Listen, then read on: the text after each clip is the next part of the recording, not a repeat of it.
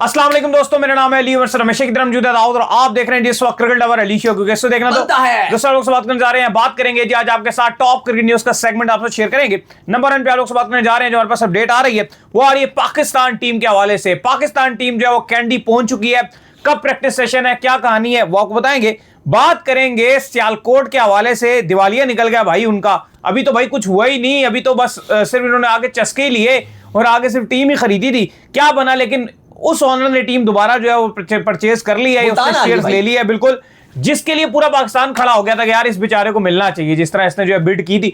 इस पर बात करेंगे हैरी ब्रूक के हवाले से। उन्होंने भाईजान आईपीएल ऑनर्स को रगड़ा लगाया है कि अगर पाकिस्तानी प्लेयर्स को 100 में ना पिक किया तो क्या कहना था उनका, वो आपको साथ शेयर करेंगे।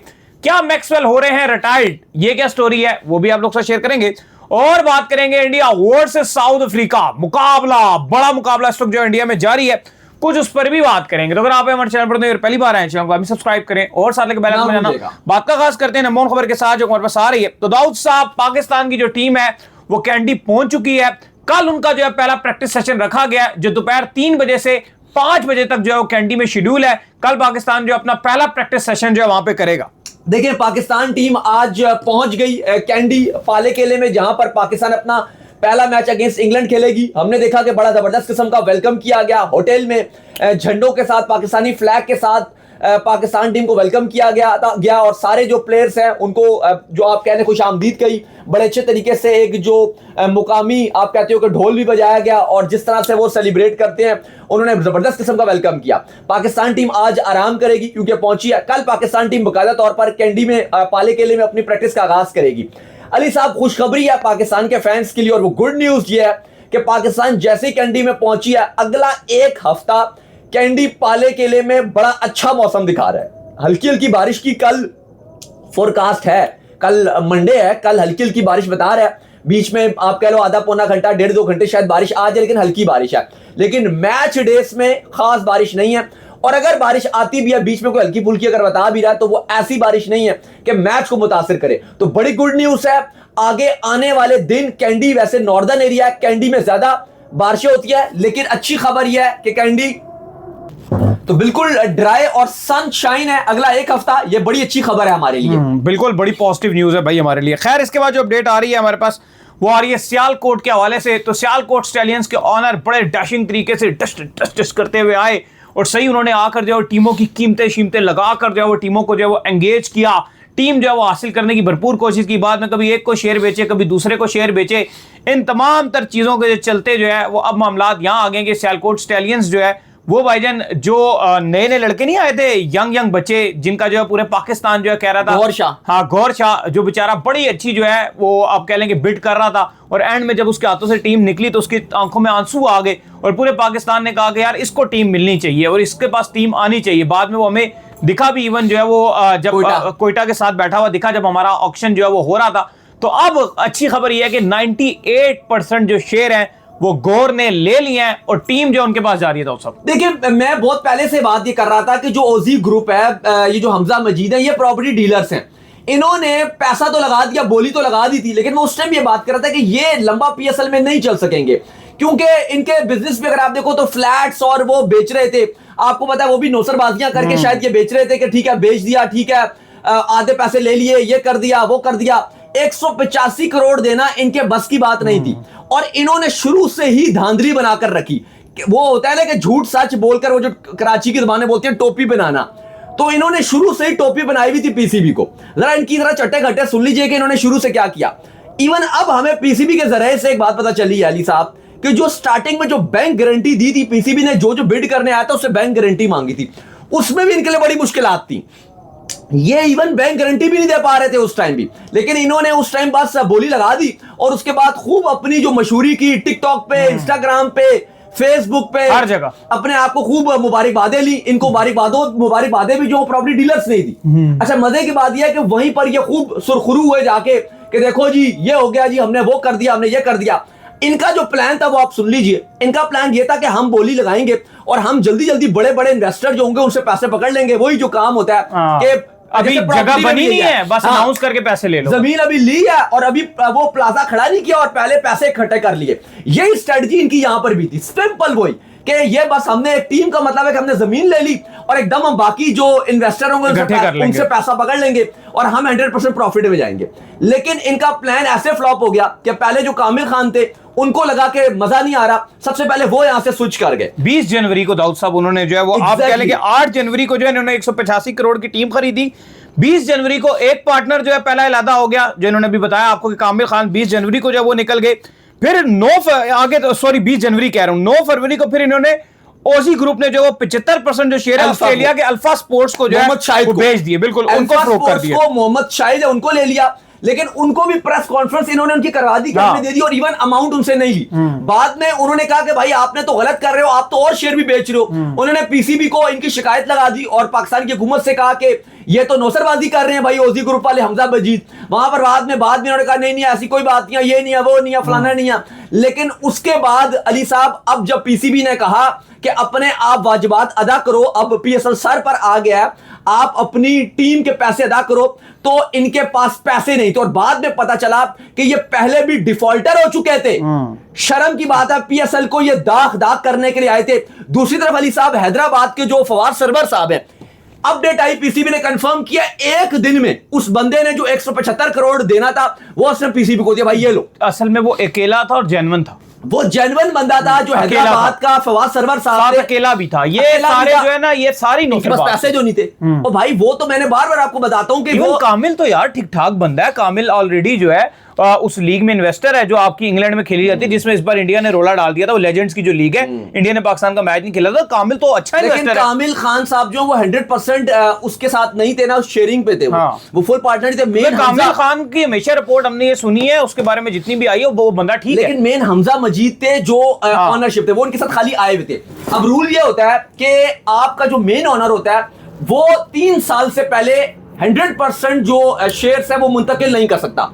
अब इसी वजह से अब रोला बन गया। अब पीसीबी भी परेशान, और ये तो पैसे दे ही नहीं सकते हमजा मजीद, और जो ओजी ग्रुप है डिफॉल्टर ग्रुप, ये तो दे नहीं सकता था। फिर अली साहब हुआ ये कि बीच में जो सीडी वेंचर है, आपको पता है गौहर शाह साहब, वो आए जो ऑलरेडी चाहते थे कि अगर मैं मुल्तान सुल्तान भी अगर मैं जीता तो मुल्तान सुल्तान को कंटिन्यू करता।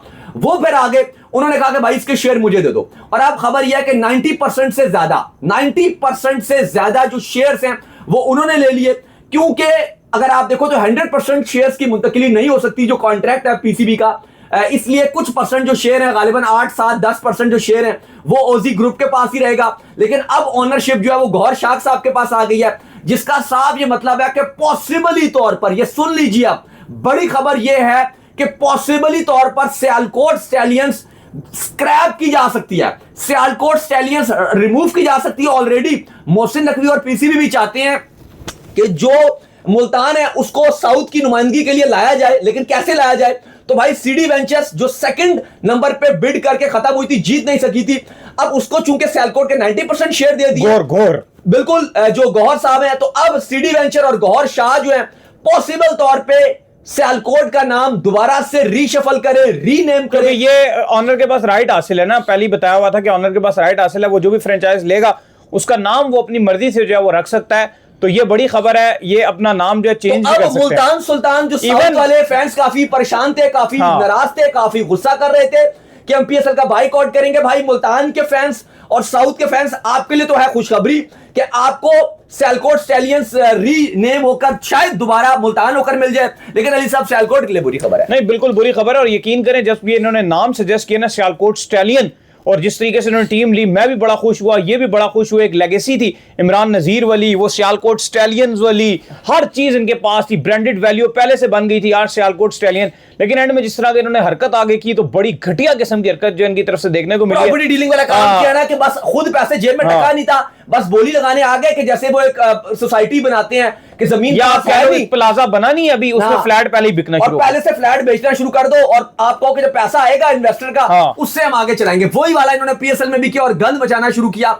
अभी तक पीएसएल की इतनी अच्छी रेपुटेशन है दुनिया भर खराब कर दी, टाइम पे आप पैसे देते हो, टाइम पे आप लीक करवाते हो। लेकिन ये सियालकोट स्टैलियंस की जो मैनेजमेंट थी, ओजी ग्रुप, हमजा मजीद, इन्होंने अपना जो गंद है वो पाकिस्तान सुपर लीग के साथ चिपकाया है। बिल्कुल। खैर, इसके बाद जो हमारे पास अपडेट आ रही है वो आ रही है हैरी ब्रूक के हवाले से। तो हैरी ब्रूक ने भाईजान बड़ा स्लैम्स किया और बड़ा गुस्सा किया। उन्होंने जो है वो आईपीएल जो ऑनर्स हैं जाहिर बात है जो लीग इस वक्त जो है आपको पता है कि 100 जो होने जा रही है उनके अपने मुल्क में, और इसमें जो इंडियन ऑनर्स हैं वो इन्वॉल्व हैं, और एक रिपोर्ट आ रही है, उस रिपोर्ट के मुताबिक खबर ये है कि पाकिस्तानी जो प्लेयर्स हैं उनको इस ऑक्शन में पिक नहीं किया जाएगा 100 जो है। और इससे पहले माइकल वॉन भी इसके ऊपर आवाज उठा चुके हैं। अब हैरी ब्रूक आए हैं और बड़ा गुस्सा दिखाई दिए, और इंडिया में बैठ के श्रीलंका में बैठकर जो है वो इंडियन ऑनर्स को जो है उन्होंने बातें सुनाई हैं वर्ल्ड इसके हवाले से जो आपका 100 है। क्या हुआ जी? ये देखिए, इंग्लैंड के जो कप्तान है हैरी ब्रूक, उनसे सवाल किया गया और सवाल यही किया गया कि पाकिस्तानी प्लेयर्स 100 टूर्नामेंट में नहीं है। उन्होंने पहले तो जवाब दिया कि अभी फिलहाल हमारा फोकस जो है वर्ल्ड कप के ऊपर है, और हम अल्टीमेट जो हमारी तवज्जो मरकूज है वो T20 वर्ल्ड कप के ऊपर है।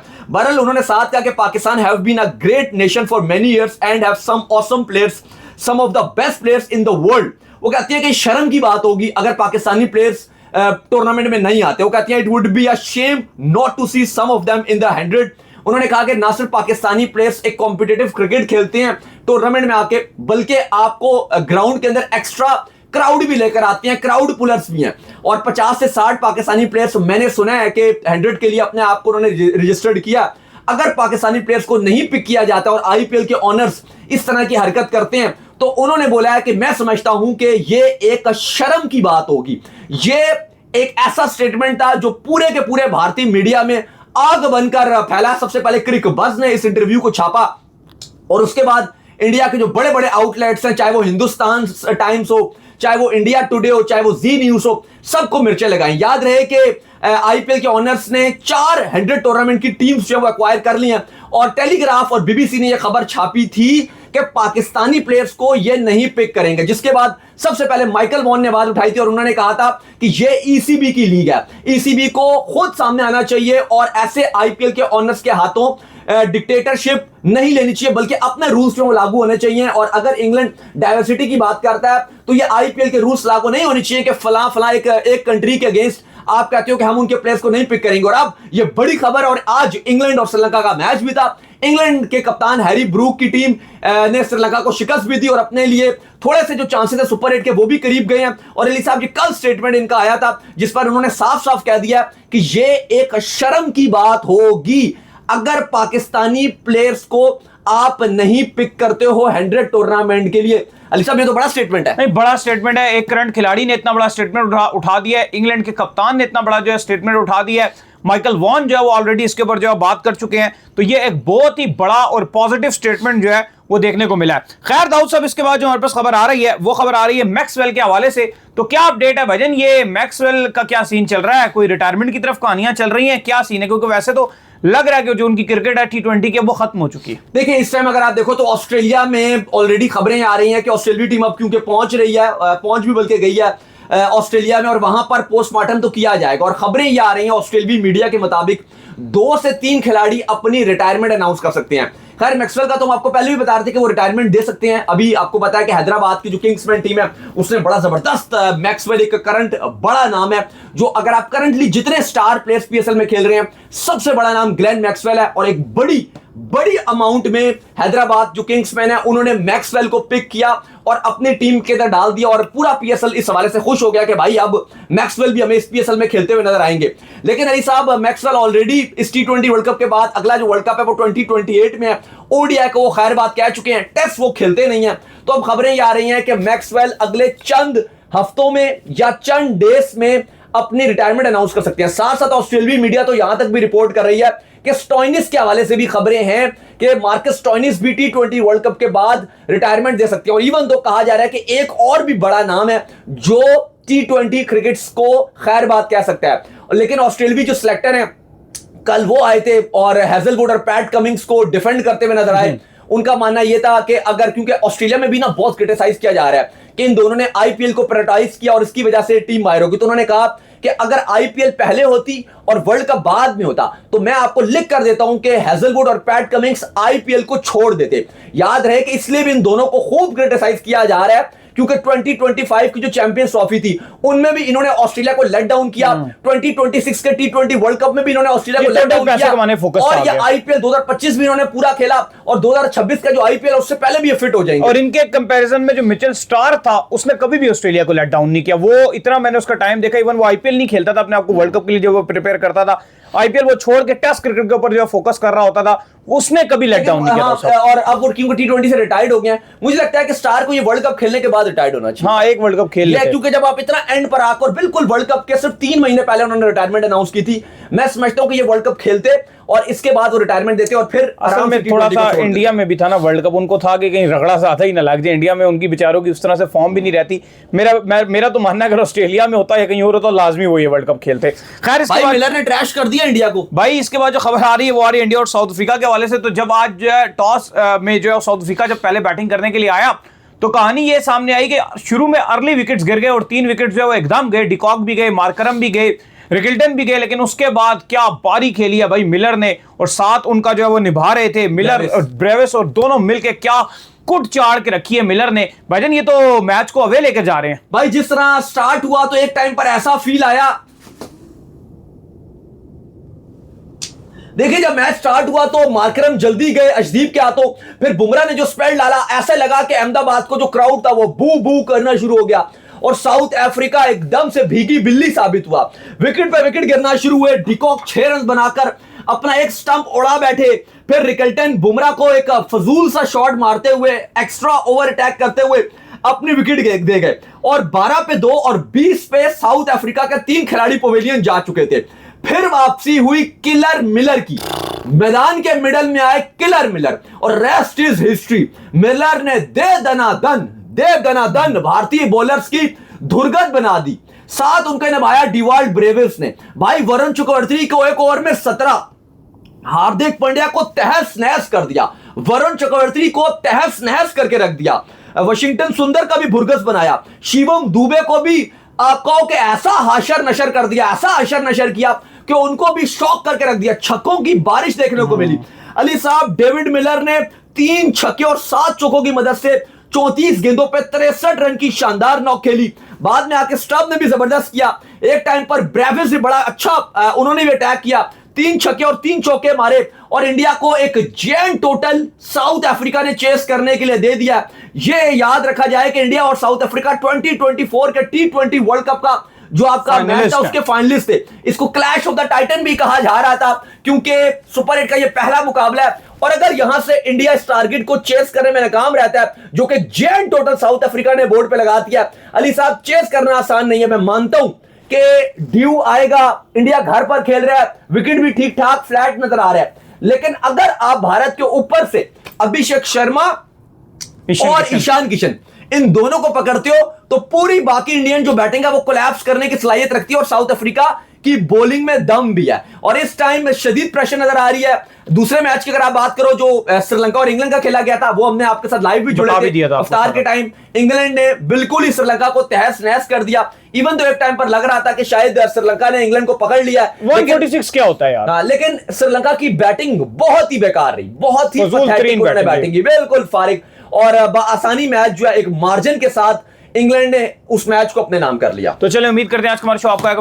वीडियो को लाइक कीजिए, हमारे चैनल को सब्सक्राइब कीजिए, साथ लगे बेल आइकन को बजाइए। एक और काम कर लीजिए, रोई कर लीजिए, इंस्टाग्राम पर आप जाइए और जाकर इनको इंस्टाग्राम पे मुझे फॉलो कर लीजिए, वहां पे मैं मौजूद हूं। दाऊद क्रिकेट के नाम से अगर आपको कोई सवाल हो तो भेजिएगा, उनको भी फॉलो कीजिए। मुझे भी फॉलो कीजिए, मैं अमजद ग्रेट लेवल ऑफिशियल के नाम से लिंक डिस्क्रिप्शन में मौजूद है, जाइए फॉलो कीजिए और सुनते हैं।